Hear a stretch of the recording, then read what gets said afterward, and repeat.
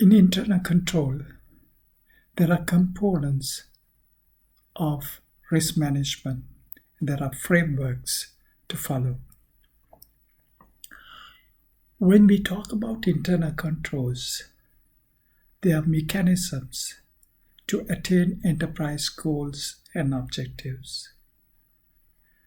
Internal controls comprise policies and procedures. They are to become operationally efficient and effective, informationally valid, accurate and reliable, and comply with laws and regulation. The purpose of internal controls are to protect resources and to use resources responsibly. There are risks and opportunities in an enterprise. Risks are events having an unfavorable impact on enterprise objectives, and they require assessment and response. In contrast, opportunities are events having favorable impact on enterprise objectives. They are channeled back to strategy for strategic setting processes. Enterprise risk is managed across 4 objectives. Risks are negative and opportunities are positive in terms of impact on enterprise objectives. These 4 objectives are: the first one is strategic, is to align with the goals and mission. Second is operational, for the enterprise to be effective and efficient in the use of resources. Third is reporting, to enact reliable and relevant reporting. And fourth is compliance, to comply with laws and regulations. Internal controls are applicable and they become within and outside the enterprise. If we look at business intelligence of an enterprise, what we mean there is the collective memory of the enterprise to respond to the environment. This collective memory is obtained through 3 channels: enterprise resource planning. Enterprise resource planning has add-on software, and this add-on software is connected to various aspects of outside the enterprise.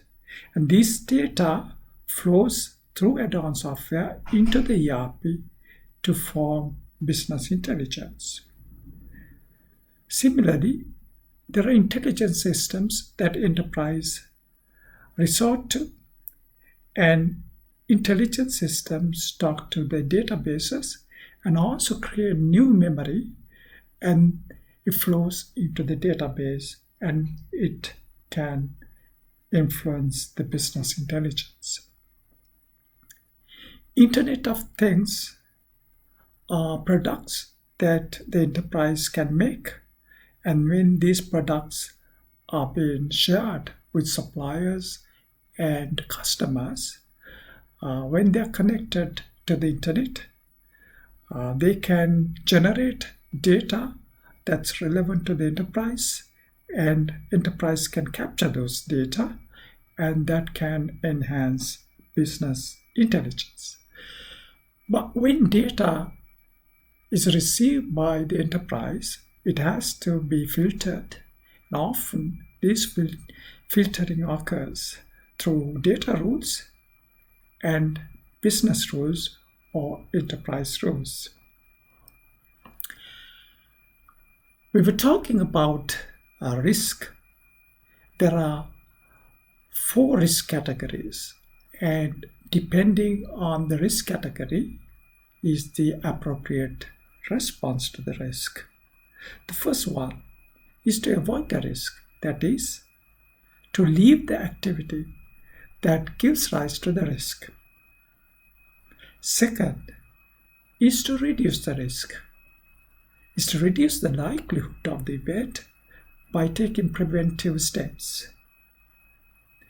Third is to share the risk by taking insurance or outsourcing that risk. Fourth is to accept the risk and then take no action.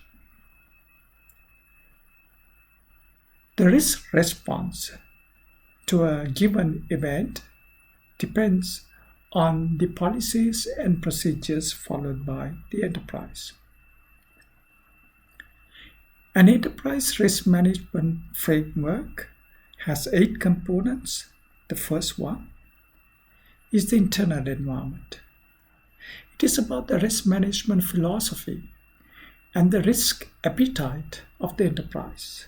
Some enterprises are prepared to take more risk, whereas others are not. Second is objective setting. Is choose objectives that are consistent with the mission and risk appetite of the enterprise. Third is to identify events with risk. Fourth is to assess risk on residual and inherent basis. Fourth is to respond to risk, either by avoiding, accepting, sharing, or reducing by responding to the risk. Sixth is to have control objectives through appropriate policies and procedures. 7 is to communicate and inform the relevant people about the risk that originates and persists in the enterprise. 8 is to monitor and manage and evaluate this risk. The system's flowchart can help in showing actions to be taken related to the risk that originates, and these risks could be embedded in the events and processes. When risk information is identified, captured, they can be communicated to relevant decision makers. If we take, for example, a tracking number, if there's some issue of malfunctioning of tracking number, that we know that tracking number would impact the deliveries and could also impact the supplier payments. And not only that, but even the events that occur prior to that can also have an impact, like such as purchase orders and supplier dispatch and so forth. So therefore, flowchart enables us to pinpoint and focus on the relevant event or the process item that where we have to take necessary remedial action.